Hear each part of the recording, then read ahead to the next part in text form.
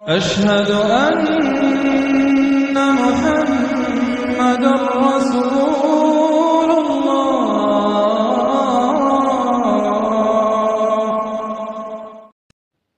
Assalamu alaikum wa rahmatullahi wa barakatuhu. In the previous episode, I was talking about the first two ayat of Surah Ad-Duha and what lessons we can extract from these ayat. We found out how vital it is to accept ourselves as a whole person, and also that in order to accept ourselves, we first need to know who we actually are. Let's get started.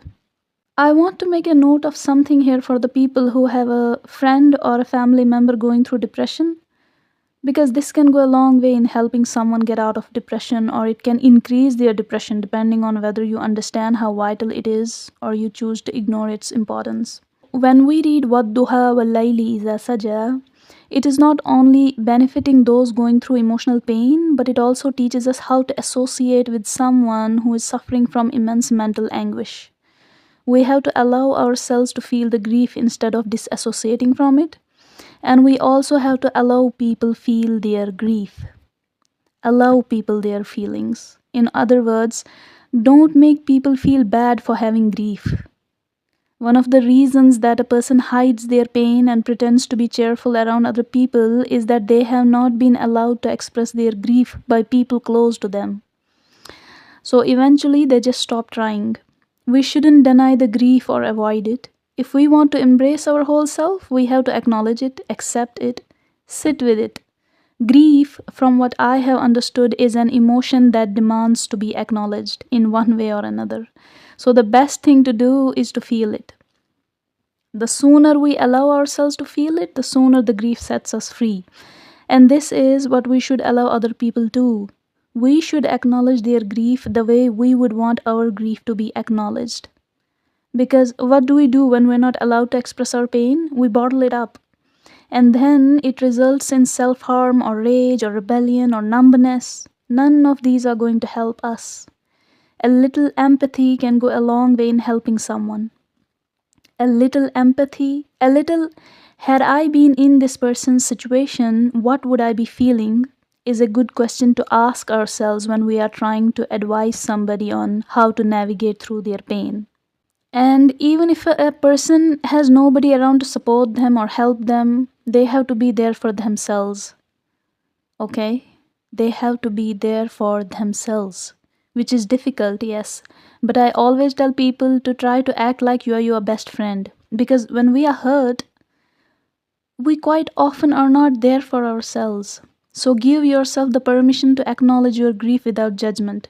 If you don't give yourself that permission, how can you expect other people to acknowledge your grief? Even when you think you're alone, you're not alone.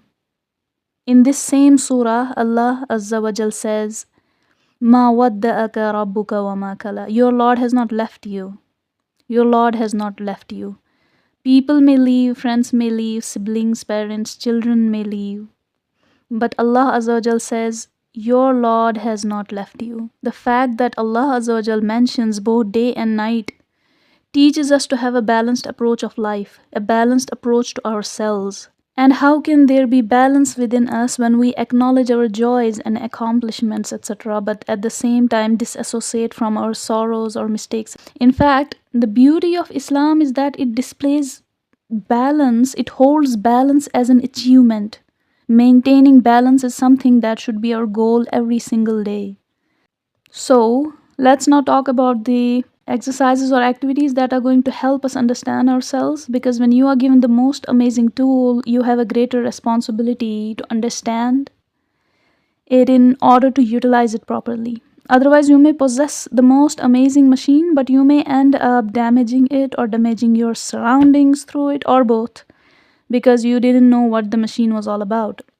But of course, I'm not talking about any machine, rather, I'm talking about us as human beings, because we are the masterpiece of the creation, okay? So there is this interesting way of creation being mentioned in Surah Ar-Rahman. It really fascinates me, so I'm going to share it with you.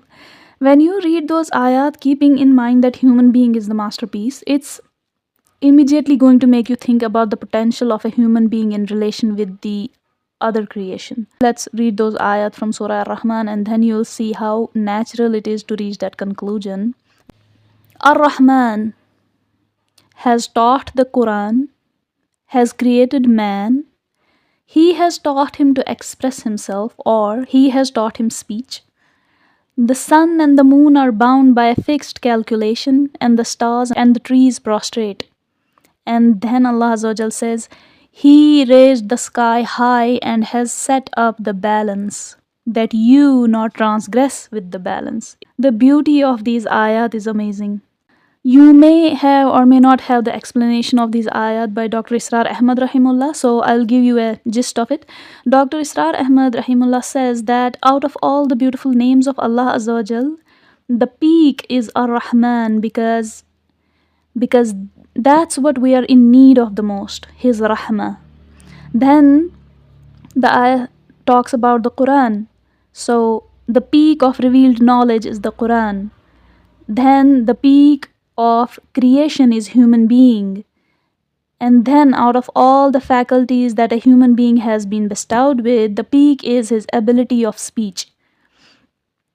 So in a nutshell, we have been told the peak in the first 4 ayat, and then we are told about other creation. That, let's remember, that's not the peak. The sun and the moon, the stars, or the trees, sky, even these need to be under His command, even though they are not the masterpiece of the creation. And He has set up the balance, that you not transgress with the balance. Now imagine for a minute, the sun is not the masterpiece, but what if it goes out of balance for just a few minutes? What will happen? Moon is not the masterpiece, sun is not the masterpiece, sky is not the masterpiece. The herbs that we use as medicine and the trees that provide oxygen, these are not masterpieces, but if they go out of balance, what will happen? Now imagine what will happen if the masterpiece, that is the human being, goes out of balance.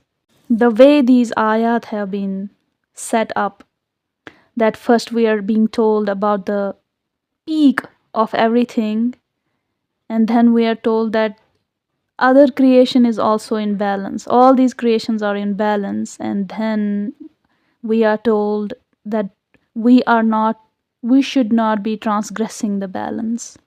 The most amazing device. We are the most amazing device. What if we go out of balance? What will happen? Which we are witnessing, by the way.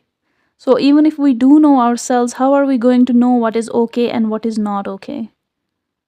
How do we know that we are maintaining the balance or we are not maintaining the balance? How are we going to know which habits are healthy and which ones are unhealthy?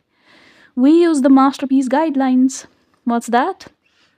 We too are to take balance from Ar-Rahman and his book, the Quran, which is the peak of revealed knowledge, and the masterpiece of the masterpieces, Sayyidina Rasulullah Sallallahu Alaihi Wasallam, and what he has taught us. Obviously, the Quran is not revealed for other creation. It is meant for the masterpiece. And a masterpiece device needs a masterpiece manual. That's common sense. So while we are trying to understand who we are also going to keep a check on ourselves through our connection with the Quran and the Seerah. On one hand, we are observing ourselves, and on the other hand, we are gaining knowledge about what's acceptable and what's not. Because if we go out of balance, the destruction we will cause will not be some small scale destruction. Even the trees going out of balance can cause immeasurable destruction. So what can be said about the masterpiece losing its balance? We are going to continue this in the next episode. Until then, don't just listen but try to imbibe these lessons. Okay. Assalamu alaikum wa rahmatullahi wa barakatuhu.